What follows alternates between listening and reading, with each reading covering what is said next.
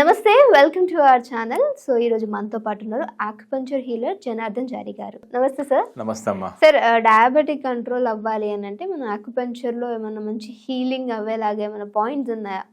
Body ఎంత అద్భుతమైన mechanism అంటే, ఇది గనక నాకు ఇప్పుడు ఒక ముళ్ళు గుచ్చుకుంది, అది నాది ఫారిన్ బాడీ అంటాం దాన్ని. దాన్ని బయటికి పంపించిన దాకా నిద్రపోదు.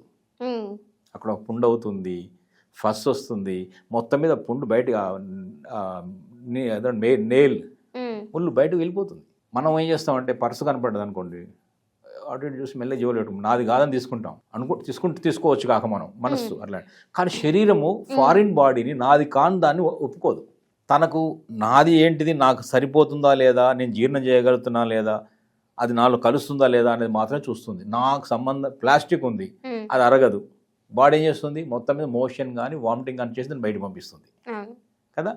అంటే శరీరం తత్వం అది. అట్లనే ఈ గ్లూకోజ్ కూడా సరిగ్గా లేదు అని భావించినప్పుడు ఇన్సులిన్ కూడా ఉండు త్వరగా బాడీ ఇన్సులిన్ కీ ఓపెన్ చేయకు, ఆ గ్లూకోజ్ మళ్ళీ సెల్లోకి వెళ్ళిపోతుంది, నీకు డ్యామేజ్ చేస్తూ ఉంటుంది. సో అందుకనే గ్లూకోజ్ రెసిస్టెన్స్ కూడా వస్తుంది.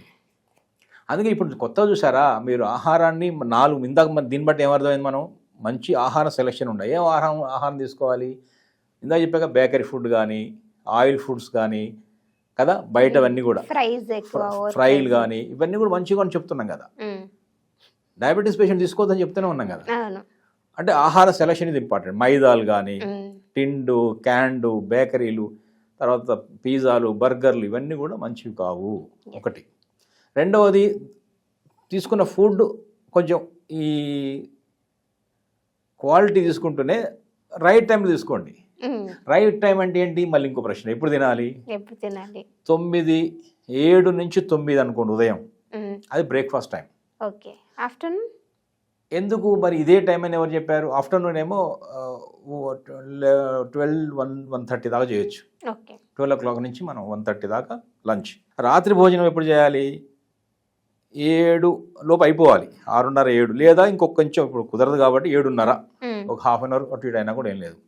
కానీ ఎంత లేట్ అయ్యే కొద్దీ 7:30, 8, 9, 10, 11, 12 గంటలు తినేవాళ్ళు కూడా ఉన్నారు ఇప్పుడు, రకరకాల కారణాల వల్ల. వాళ్ళు తప్పనని కాదు, వాళ్ళు నైట్ డ్యూటీలు ఉంటాయి, సాఫ్ట్వేర్ ఉద్యోగాలు, విదేశాల కోసం పనిచేయాలి, మరి ఏదో ఒక టైంలో తినక తప్పట్లేదు వాళ్ళు మన కోసం. వాళ్ళు అంటే ఇప్పుడు ఎట్లా ఉంటుందంటే, ఒకప్పుడు మీడియాలో పనిచేసే జర్నలిస్టులు కూడా పొద్దున్నే రాత్రి అంతా కష్టపడితే పొద్దున్నే ఫ్రెష్ వార్తలు ఇస్తారు కదా. మరి పొద్దున్నే వార్తలు అవ్వాలంటే నైట్ కష్టపడాలి, ప్రింటింగ్ కావాలి, పేపర్లు కదా. సో అట్లా కొన్ని రకాల ఉద్యోగాలు ఏంటంటే రాత్రి పనిచేయాల్సి వస్తున్నాయి. సో వీటన్ని ఏమవుతుంది, అప్పుడు ప్రాపర్ డైజెషన్ అనేది జరగదు. అప్పుడు లేట్ నైట్ తింటున్నారు వీళ్ళు, అది సరైనది కాదంటున్నాం. దీన్ని ఎలా బయాలజికల్ క్లాక్ అని ఒకటి ఉంటుంది. బయాలజికల్ క్లాక్ అంటే ఆర్గాన్ క్లాక్ అంటారు దీన్ని. శరీరంలో ఒక అవయవ గడియారం ఉంది, సర్కేడియన్ రిథం అంటాం. ఒక నేచర్ రిథం ప్రకారం నడుస్తుంది.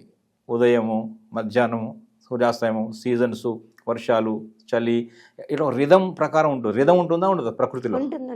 రిథం అంటుంది దాన్ని. ఒక లయబద్ధంగా ఉంటుంది. హృదయం కూడా లయబద్ధంగా కొట్టుకుంటుంది. 72 సార్లు కొట్టుకోవాలంటారు, 70 నుండి 100 సార్లు కొట్టాలంటారు ఒక లయ. అది 30 సార్లు కొడితే ప్రాబ్లం, 200 సార్లు కొడితే, 100-150 సార్లు కొడితే ప్రాబ్లం. సో లయ తప్పుతోంది, గుండె లయ తప్పింది అంటాం. అట్లనే ప్రకృతి కూడా ఒక లయబద్ధంగా ఉంటుంది. మన జీవన విధానం లయ తప్పుతోంది. పడుకోవాల్సిన టైంలో తింటున్నాము, తినాల్సిన టైంలో పడుకుంటున్నాం, లేవాల్సిన టైంలో లేవడం లేదు. సో ఇవన్నీ కూడా ఏమవుతుందంటే, లయ తప్పడం వల్ల ఏమవుతుందంటే, మన చివరి తయారయ్యే గ్లూకోజ్ అనేది క్వాలిటీ ఉండడం లేదు, బాడీ అనేది యాక్సెప్ట్ చేయట్లేదు అనేది ఒక వెర్షన్. దీన్ని మనం ఆలోచించాలి. అందువల్ల ఆహారం, దాన్ని టైము, తినే విధానం, క్వాంటిటీ. కొంచెం క్వాంటిటీ ఎలా తినాలంటే ఎప్పుడైనా గుర్తుపెట్టుకోవాలి, ఒక 15-20% గ్యాప్ ఇవ్వడం మంచిది. ఇక్కడ దాకా తినకూడదు, ఫుల్గా తినడం కన్నా కొంచెం గ్యాప్ ఇస్తే ఏమవుతుందంటే దానికి ఇంకో ఎప్పుడైనా కొంత గ్యాప్ ఉంటే ఆ డైజెషన్కి చాలా ఈజీగా ఉంటుంది. సో ఇది సెలెక్షన్ ఆఫ్ ఫుడ్. ఇక హై గ్లైసెమిక్ ఇండెక్స్ అంటాం కదా, షుగర్స్, పిండి పదార్థాలు తక్కువ స్థాయిలో ఉన్న పదార్థాలు ఈ డయాబెటిక్ పేషెంట్కి తీసుకోవాలి. రెండో, ప్రోటీన్ కొంచెం పెంచుకోవచ్చు. ప్రోటీన్ డైట్ మంచిదే, ఫైబర్స్ మంచివే, తర్వాత ఆకుకూరలు, కూరగాయలు అవన్నీ మంచివే. ఈ అన్నం కన్నా కూడా రోటీ అంటాం కదా, జొన్న రొట్టెలు, సజ్జ రొట్టెలు, మిల్లెట్స్, ఆ రోటి తీసుకొని కర్రీ కొంచెం ఉప్పు కారం తక్కువ వేసి ఇంత కర్రీ పెట్టుకొని పెద్ద ఇంత పిండితో ఇంత రొట్టె తయారవుతుంది కదా. కానీ అదే మనం ఇంత పదార్థాలు, ఇంత బియ్యం, ఇంత అన్నం తయారయ్యేది, ఇంత అన్నం గ్లూకోజ్ పెంచుతుంది, ఇంత పదార్థంతో ఇంత రొట్టె చేయొచ్చు, ఇంత సాటిస్ఫాక్షన్ ఫీలింగ్ ఉంటుంది. ఇక ఇంకోటి మెల్లే తినాలి, చాలా మెల్లే తిని, ఇది ఇంపార్టెంట్ ఫ్యాక్టర్. మెల్లగా నమిలి తింటే నూరేళ్ళ ఆయుష్ అంట. నేను ఎప్పుడైనా చాలాసార్లు చెప్తుంటాము, నమిలి తింటే నూరేళ్ళ ఆయుష్. నమిలి తింటే డయాబెటీస్ దూరం, చక్కెర దూరం అవుతుంది. ఎట్లా దూరం అవుతుంది అనొచ్చు. నమిలి తింటే ఆరోగ్యం వస్తుంది. ఆరోగ్యంలో డయాబెటీసే కాదు, ఊబకాయం కూడా తగ్గుతుంది. ఎందుకంటే మనం మెల్లె తింటుంటే ఒక మెల్లె నమిలి ఆ ముద్ద యొక్క రుచి నోట్లో డైజెస్ట్ అయిన దాకా మెల్లె తింటూ పోవాలి.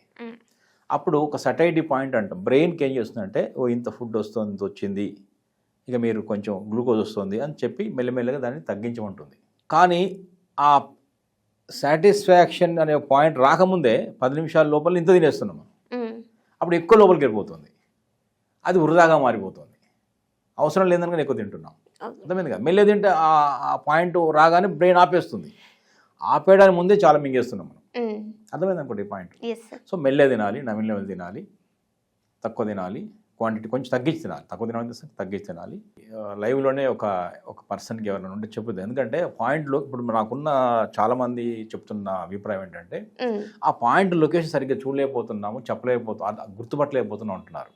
అందువల్ల నేను ఇప్పుడు కాళ్ళలో ఉంటుంది ఇది. ఈ డయాబెటీస్ పాయింట్ అనేది ఒక పాయింట్, అనేక పాయింట్స్ ఉంటాయి, బట్ కాళ్ళలో ఉంటుంది. మోకాల కింద ఒక 4 ఫింగర్స్ విడ్త్లో ఉంటుంది. దాని పాయింట్ పేరు ఏంటంటే ST36, స్టమక్ మెరిడియన్లో 36 అనే పాయింట్. గూగుల్ కూడా చేసుకోవచ్చు, కానీ ఆ పాయింట్ లైవ్లో చేద్దాము. చేస్తే ఏంటంటే మనకు ఒక క్లారిటీ వస్తుంది. కరెక్ట్గా ఆ ప్రెషర్ పాయింట్ చూపించవచ్చు. వాళ్ళు దాన్ని మెల్లగా మసాజ్ చేయడం కానీ, ట్యాప్ చేయడం కానీ, ప్రెషర్ చేయడం కానీ చేస్తారు.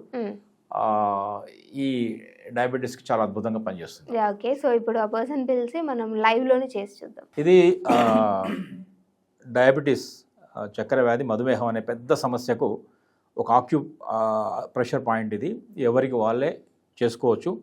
మిత్రులకు కూడా సహాయం చేయొచ్చు, పెద్దవాళ్ళకు, పక్క వాళ్ళకు, స్నేహితులు కూడా చేయొచ్చు. ఇది ట్రై చేయండి, ఎవరికి వాళ్ళు ట్రై చేయండి. ఇంటి వద్ద కూర్చొని చేసుకునే వైద్యంలో ఇది చాలా ఇంపార్టెంట్ పాయింట్. ఇది డయాబెటీస్ అనే సమస్యకు.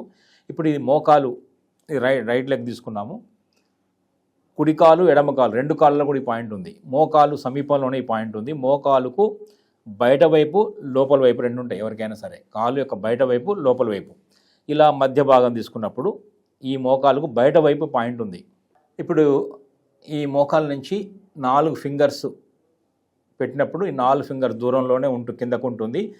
ఆయనకు అయితే నా ఫింగర్స్ వేరే, ఆయన ఫింగర్స్ మన లెంగ్త్ మారుతాయి, మెజర్మెంట్ మారుతుంది. ఎవరికి వాళ్ళే పెట్టుకోవాలి. కరెక్ట్గా మోకాల నుంచి పెట్టినప్పుడు ఈ చిటికెన వేలు ఎక్కడైతే టచ్ అవుతుందో ఇది పాయింట్ అవుతుంది. ఇది ఇక్కడ టచ్ అయింది. ఇప్పుడు ఆయన పెట్టినప్పుడు ఇక్కడ టచ్ అయింది. ఈ ఈ మధ్యలో ఉన్న ఒక బోన్ కనిపించింది కదా, ఈ బోన్ కరెక్ట్గా యువతల భాగంలో ఒక ఫింగర్ విడ్త్లో, ఇది కూడా ఒక ఫింగర్ విడ్త్లో కిందికి వచ్చింది. ఇది పాయింట్. తెలుస్తుందా? నొప్పి తెలుస్తుందా? నొప్పి తెలుస్తుంది. ఇలా ఈ పాయింట్ మెల్లగా జెంటిల్ ప్రెస్ చేయండి. జెంటిల్గా ఇలా ఈ ప్రెస్ చేయండి. లేదంటే ఇలా కూడా చేయొచ్చు, మసాజ్ కూడా చేయొచ్చు. ఇది తీసేయండి, ఇలా మసాజ్ చేయండి. పాయింట్ దొరికిన తర్వాత ఇలా చేయండి, మీరు చేయండి, మసాజ్ చేయండి. ఇట్లా అది ఆ పాయింట్లోనే పించ్ ఫీల్ కావాలి. మీరు అవుతున్నారా? నొప్పి పించ్ కావాలి. తెలుస్తుందా? పెయిన్ రిలీఫ్ అవుతుంది. ఇది పెయిన్ ఈ మోకాళ్ళ నొప్పుడు రిలీఫ్ తగ్గుతుంది. అలా కాకుండా ఈ పాయింట్ డయాబెటీస్ కూడా కంట్రోల్ చేస్తుంది. అందుకనే డయాబెటీస్ సంబంధించింది. ఎవరు వాళ్ళు చేసుకో, ఎప్పుడైనా చేసుకోవచ్చు. రోజుకి 2 సార్లు చేసుకోవచ్చు. చేసిన ప్రతిసారి ఒకవేళ మీకు ఆ పాయింట్ కన్ఫ్యూజన్ ఉంది, ఇక్కడ కన్ఫ్యూజన్, బట్ 4 వేల దూరంలో ఉందని తెలుసు, కానీ కరెక్ట్గా దొరకకపోతే ఏం చేయొచ్చు అంటే ట్యాప్ చేసుకోవచ్చు. అయితే ఖచ్చితంగా ఎక్కడో దగ్గర తగులుతుంది కదా, అర్థమైందా? ట్యాపింగ్. ఇప్పుడు ట్యాప్ చేయండి ఇక్కడ, అట్లా ఆ ప్రాంతంలో ఎంతసేపు చేయాలి? ఒక 1 మినిట్ ట్యాప్ చేయండి. చేసిన ఈ ST36 స్టమక్ మెరిడియన్లో 36 అనే పాయింట్, ఇది చాలా ప్రూవెన్ పాయింట్ డయాబెటీస్కి, మధుమేహానికి. ఈ పాయింట్ చేయడం ద్వారా మన డైజెస్టివ్ సిస్టమ్ మొత్తం డెవలప్ అద్భుతంగా పనిచేస్తుంది. అరుగుదల సమస్య వల్లనే ఈ డయాబెటీస్ వస్తుంది అనుకున్నాం కాబట్టి ఈ ST36 అని చేయొచ్చు. ఇది commanding point for entire stomach. ఈ పొట్ట ఉదర భాగానికి, ఇంటెస్టైన్స్, లోపల ఉన్నటువంటి అన్ని ఆర్గాన్స్ కూడా ఏ ప్రాబ్లం ఉన్నా కూడా small intestine, large intestine, digest, stomach, pancreas, వీటన్నిటి కూడా ఎక్కడ ఈ పొట్టలో ఉన్న అన్ని ఆర్గాన్స్ కూడా ఇది ఒక కమాండింగ్ పాయింట్ లాగా ఉంటుంది. ఇది ఈవెన్ కాన్స్టిపేషన్ సమస్య కూడా పరిష్కారం అవుతుంది, మలబద్ధకం లాంటివి కూడా. సో ఈ పాయింట్ చేయండి. 4 ఫింగర్ విడ్త్లో ఉంటుంది. మీరు చిటికెన వేలు ఎక్కడ తగిలిందో అక్కడ ఉంటుంది. ఈ మధ్య బోన్కి యువతలో ఉంటుంది. ఒకవేళ మీరు ఇలా చేయొచ్చు, అలా కాకపోతే ఇంకా ఏ రకంగా చేయొచ్చు, ట్యాపింగ్ చేయండి, దీంతో చేయండి. అది ఇప్పుడు ఆ కాలు అంటే ఏం చేయాలి, మీరు ఈ చేయి పెట్టాలి. ఎందుకు పెట్టాలి, ఈ చిటికెన వేలు అటువైపు వెళ్ళాలి కాబట్టి. చిటికెన వేలు ఎక్కడ టచ్ అయితే అక్కడ పాయింట్ అనుకున్నాం కదా. సో ఇప్పుడు చిటికెన వేలు ఇప్పుడు ఇక్కడ పెట్టారనుకోండి, చిటికెన వేలు ఇక్కడ పెడితే ఏమవుతుంది, ఈ లోపల వైపు టచ్ అవుతుంది. లోపల వైపు పాయింట్ లేదు, ఇది బయట వైపు ఉంది కాబట్టి రైట్ లెగ్ పెట్టినప్పుడు లెఫ్ట్ హ్యాండ్ పెట్టాలి. రైట్ హ్యాండ్ పెడితే చిటికెన వేలు బయటకు వస్తుంది. దానికి ఆ చిటికెన వేలు ఎక్కడ టచ్ అవుతుందో అది ST36 అనే పాయింట్. ఇది దాన్ని ట్యాప్ చేయడం కానీ చేయొచ్చు, లేదా ఇట్లా నొక్కి వదలొచ్చు, లేదా ఒక పెన్తో కూడా చేయొచ్చు.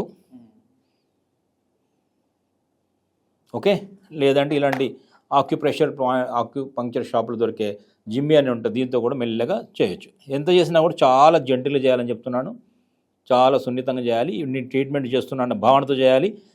అలా నేను చేస్తున్నాను, ఆర్గాన్స్ బెటర్ అవుతున్నాయి, నా లోపల హీలింగ్ వస్తుంది అన్న ఒక భావనతో చేయండి. తప్పకుండా వస్తుంది, ఖచ్చితంగా వస్తుంది. ఎందుకంటే చాలా రిలీఫ్ ఉంటుంది. కరెక్ట్. ఇది డయాబెటీస్ చాలా అద్భుతమైన పాయింట్. ఇది 3 మైల్ పాయింట్ అంటారు. ఎంత అలసట ఉన్న వాళ్ళు కూడా మళ్ళీ 3 మైల్ నడవగలుగుతారు. Okay sir, thank you so much. So లైవ్లో చాలా చక్కగా ఎలా తీసుకోవాలి దీనికి డయాబెటిక్ అనేది చాలా బాగా చేసి చూపించారు. సో ఇంకో వీడియోతో మళ్ళీ మీ అందరి ముందుకు వస్తాం. అప్పటివరకు చూస్తున్నానండి అవర్ ఛానల్. Thank you. నమస్తే అమ్మా.